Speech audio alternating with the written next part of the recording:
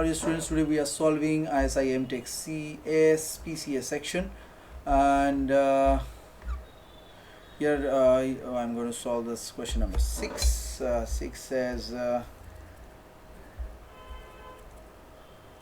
XY consider that reason दिया हुआ है A and B, then कौन किसका सबसेट है. रीजन A को अगर x स्क्वायर y स्क्वायर ऐसे लिया है, अगर कोई इवेलुएट करते हैं A subset of B, the statement suggest that every point of A also in B, A also in B, मतलब B बड़ा है.